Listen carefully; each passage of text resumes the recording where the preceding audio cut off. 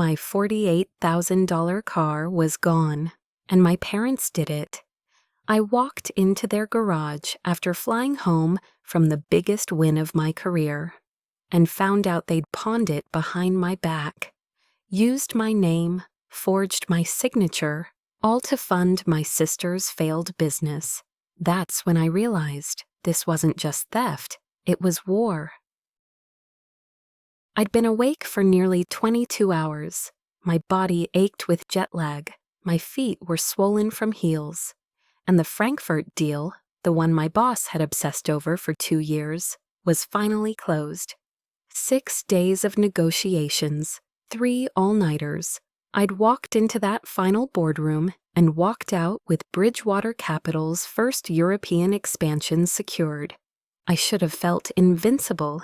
Instead, I was gripping the steering wheel of my rental car so tightly my knuckles had gone white. It wasn't nerves, it was something quieter, a pull.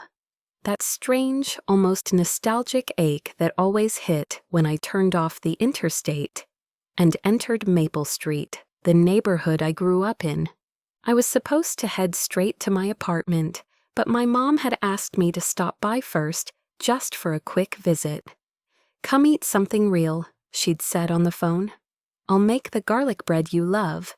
I agreed. I always agreed. As I turned the corner, the sun dipped just below the roof lines, spilling amber light across driveways and manicured hedges. The old neighborhood looked like a painting, soft, curated, preserved. I pulled into my parents' driveway. The bushes flanking the garage were finally trimmed. Dad had ignored them for months, always saying he'd get to it. Funny what people suddenly make time for. I reached for the garage remote, tucked in the cup holder where I'd left it, clicked it.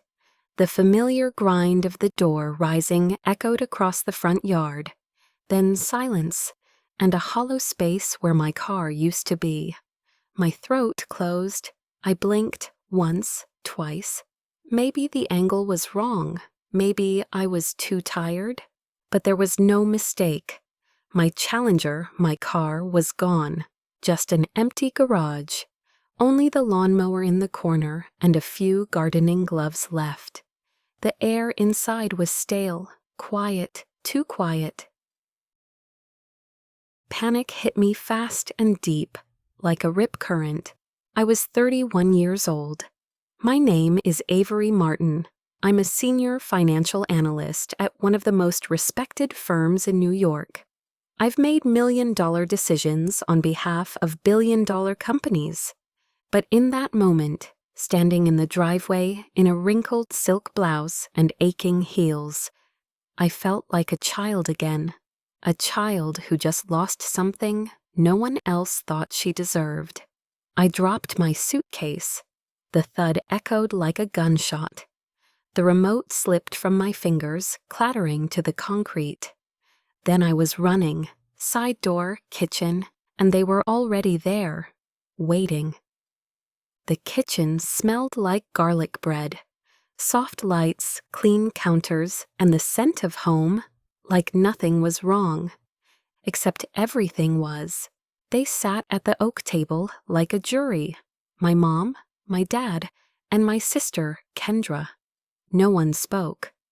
Dad stared down at his hands, those same weathered hands that taught me to tie my shoes, to sand wood grain, to rotate tires when I was 12. Now they sat motionless, fingers splayed flat on the table like he was bracing for an earthquake. Mom offered a soft smile, but her eyes betrayed her, too wide, too nervous. And Kendra looked like she'd just walked off a reality show set. Hair blown out, lashes curled, lip gloss shimmering. She was posed, perfectly postured, like she was selling something. No one had the decency to stand. "What happened to my car?" I asked. My voice was calm, cold, but I felt the tremor in my bones. "Avery, honey," Mom began, and I wanted to scream. Not the voice, not the sugar-coated one, she used when giving bad news wrapped in warm platitudes. "Please," I said, raising a hand, "just tell me the truth." Kendra leaned forward, her tone casual, almost chirpy. "It's just temporary, Av." "Seriously, I'll pay it all back." The world tilted. "Pay what back?" My voice dropped an octave. Dad shifted, still didn't look at me. Mom folded her napkin, twice, then once more. "We had to make a decision," she said quietly. "Kendra needed startup capital. She's launching a cosmetics line. You know how hard she's worked." I blinked, slowly. "And we took the car to Cornerstone Pond," Dad finally said. His voice broke on the word took. "You what?" "It's a lien, not a sale," Kendra jumped in. "They gave us $45,000. Once my brand launches, I'll pay it back with interest. Promise." The air left my lungs in a single, soundless gust. They had used my car as collateral. Not their car, mine. The one I bought outright. The one I had saved for across 6 years of 70-hour weeks, skipped dinners, and broken holidays. My Challenger wasn't just a car. It was the manifestation of sacrifice. The dream Grandpa had planted when I was 9. The promise I kept when he died. They knew what it meant. And they took it anyway. "I don't care if you've invented immortality in a bottle," I said, locking eyes with Kendra. "That car wasn't yours to take." Mom stiffened. "Avery, that tone isn't—" "Did you use the spare key I left here?" Silence. "Did you use my title?" More silence. "Because that's fraud. That's theft." Dad winced. "We're your family," Mom said, as if that excused it. "We've supported you both equally. This is no different." A bitter laugh escaped my lips. "No different?" "I worked since I was 15. I paid for my own college. Kendra got birthday parties and photographers. I got a mall job and FAFSA forms. Don't tell me this is equal." My phone buzzed in my pocket. A single notification. I pulled it out, read it. Insurance alert. A lien had been officially placed against my vehicle. This wasn't a misunderstanding. This wasn't poor judgment. This was calculated. And they hadn't even warned me. "You have 30 days, I said, tucking my phone back in my blazer pocket. "Get my car back. Or I press charges. All of them. Fraud, identity theft, unauthorized sale." Mom gasped like I'd stabbed her. "You'd call the police? On your own family?" "No," I said, walking toward the door. "On the people who stole from me." And with that, I left. Behind me, the door closed hard enough to rattle the photos on the wall. Photos that showed a happy family that never really existed. The pawn shop smelled like stale air freshener and broken promises. My heels clicked across the worn linoleum as I approached the counter, clutching the thin folder I'd assembled during a sleepless night. The man behind the register was older, with tired eyes and a crooked name tag. Gordon. "Miss Martin?" he asked as I stepped forward. I gave a nod, no small talk.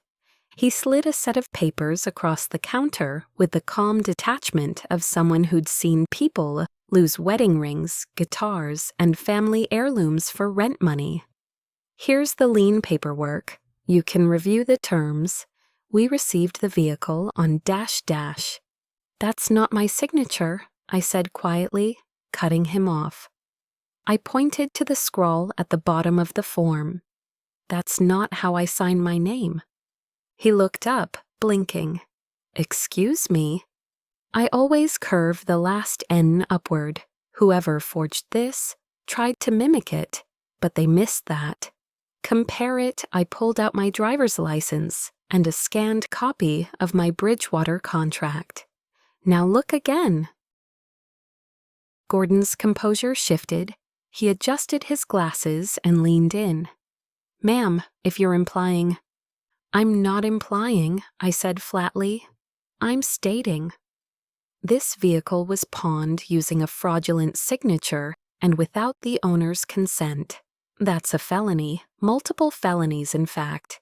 He scratched the back of his neck. "I'll need to speak with my manager." "Please do. And while you're at it, I suggest you put the car on a hold. If it's sold before we resolve this, your shop will be included in the legal action." He disappeared into the back room.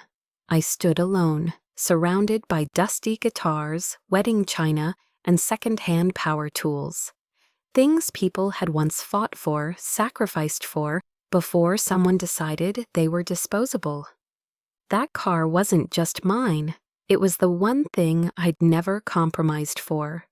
And now I'd have to fight like hell to get it back. I found the old photo album shoved between outdated cookbooks and an untouched bread maker in the kitchen cabinet. It was covered in dust, like a relic buried on purpose. I carried it into the living room, flipping it open with fingers that trembled only slightly.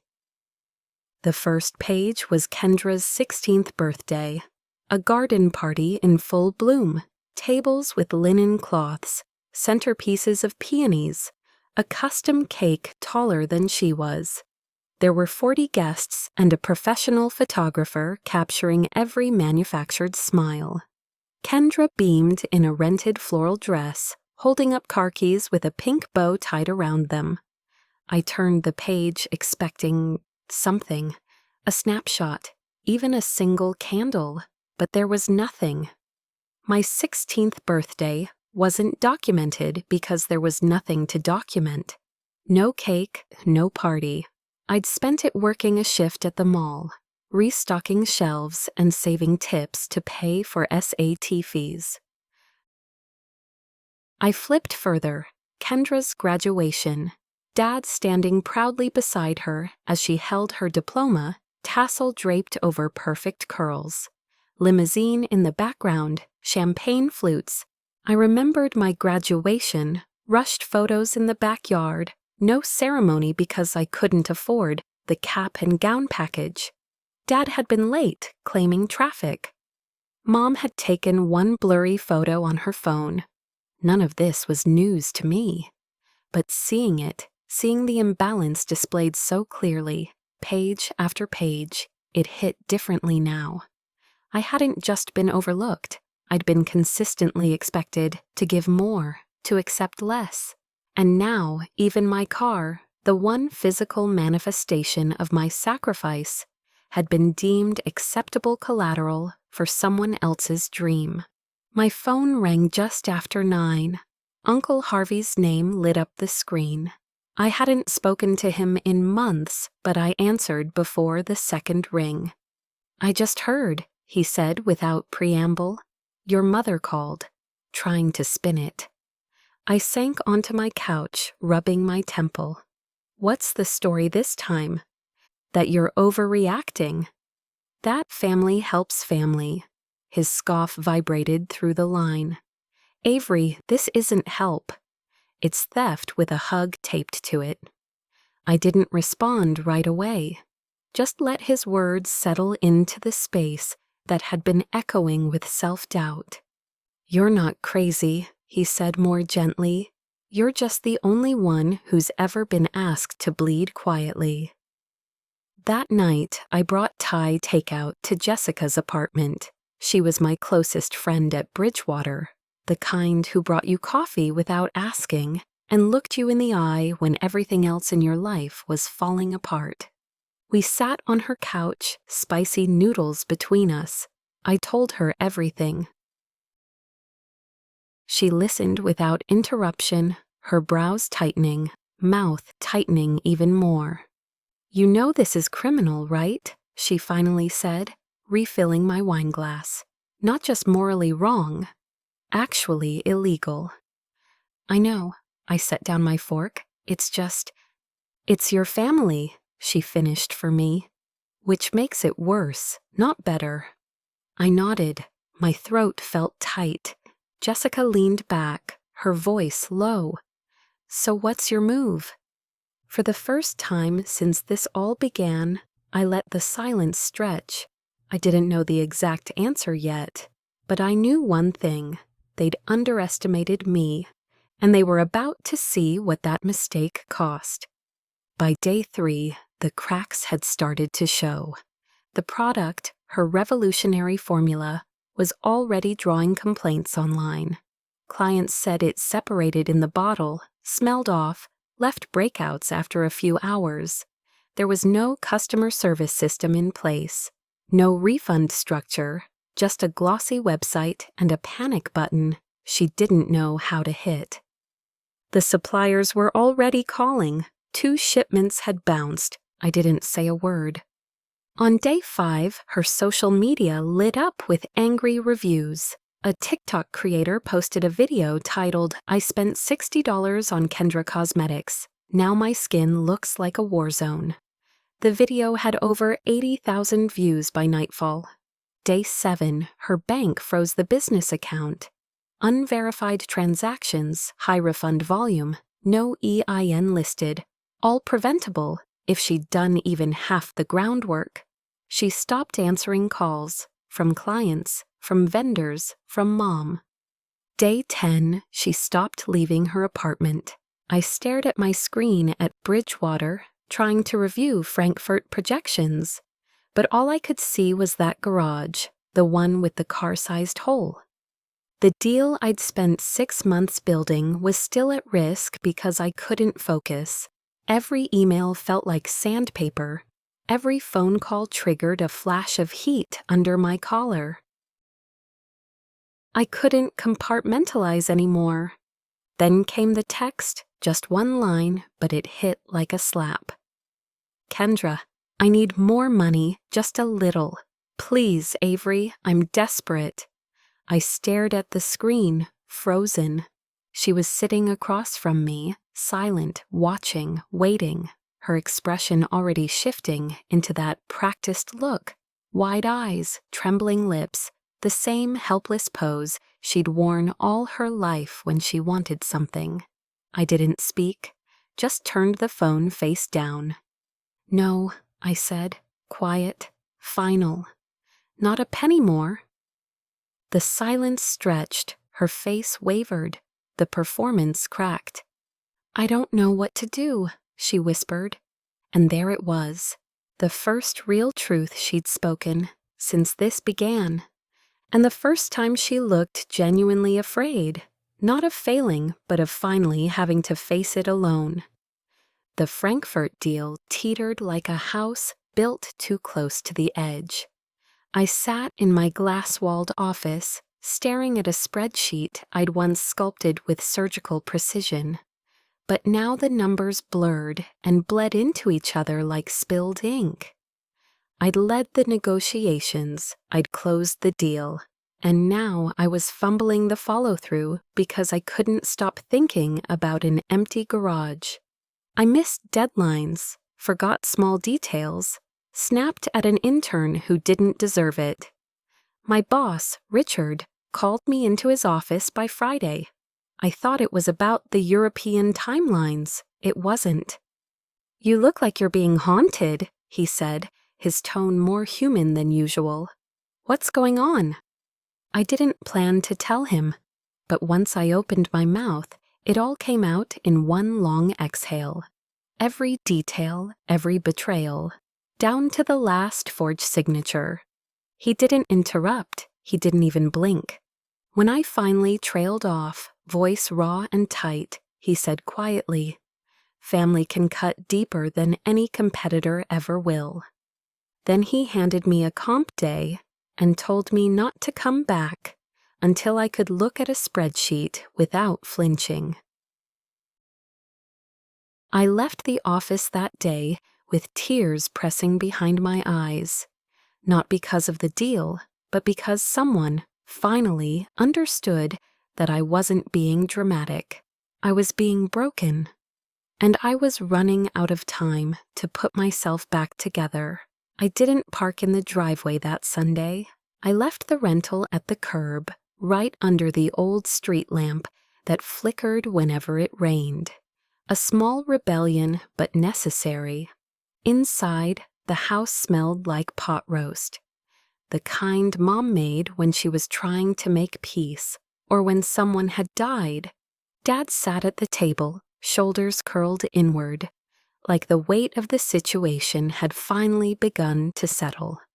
Mom fussed with the china, the kind we only used on holidays and emergencies. Kendra arrived last. Designer sunglasses over puffy eyes, mouth tight. She sat without speaking. I didn't sit. I placed the leather folder on the table like it was evidence, and it was. "We need to talk about what happens next," I said, calm and slow. Dad shifted. "Avery, if we could just—" "No, you had your chance to talk. Now you're going to listen." I opened the folder and slid 3 documents across the table. "This is the lien paperwork. This," I tapped the second, "is the notarized copy of my original title. And this last one is a preliminary fraud report, ready to be submitted to the district attorney." Mom went pale. "I'm not here to punish you. Yet," I continued. "But you have 30 days. Either I get the full value of the car returned, or I file this report." Dad looked like he'd aged 10 years in 10 seconds. "It was a mistake," he said, voice gravel thick.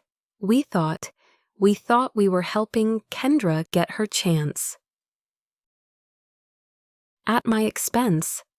My voice didn't rise. It didn't need to. "You didn't just take a car. You took 6 years of work. You took my name. You took my trust." Mom collapsed into tears.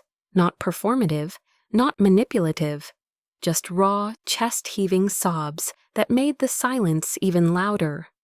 "What have we done to you?" she whispered. "What have we done to us?" For the first time, I saw something real crack through their justifications. Shame. Kendra took off her sunglasses. Her eyes were swollen. "I'll sell the BMW," she said, "and I'll pull from my savings. I don't have much, but I'll do it." It wasn't a solution, but it was a start. I didn't thank them. I didn't forgive them. Not yet. But I didn't file the report either. Not because I changed my mind, but because leverage matters more than justice when trust is already gone. And now they knew I had both. The next 2 weeks felt like a slow-motion auction where everyone was bidding pieces of themselves. Dad looked into a home equity line of credit. It would delay his retirement by at least 5 years. He didn't argue, just nodded when the financial advisor explained the terms. Kendra sold her BMW and drained what was left of her savings, $12,000 total. Not even close. I contributed $6,000 from my emergency fund, knowing I'd never get it back, but needing to end the bleeding. Mom pulled out a box from the closet, velvet-lined, full of heirlooms I hadn't seen since Grandma's funeral. Silver candlesticks, the pearl necklace Dad gave her on their 25th anniversary, the ring passed down from her mother. She wrapped each item carefully, hands trembling, and placed them in a cardboard box for appraisal. No one spoke during that part. Uncle Harvey offered $5,000 from his pension fund. "Not because you deserve it," he told them. "Because Avery shouldn't have to shoulder the wreckage alone." We gathered one evening to tally it all. The total came to $45,000. We needed $48,000. Still short, still not enough. Mom looked at me, eyes rimmed red. "We'll figure it out," she said. "Even if we have to sell the china cabinet, even if I have to get a job." I didn't offer reassurance. I just folded the spreadsheet and slid it back into my folder. I expect full repayment agreements signed by the end of the week, I said. And for once, no one argued.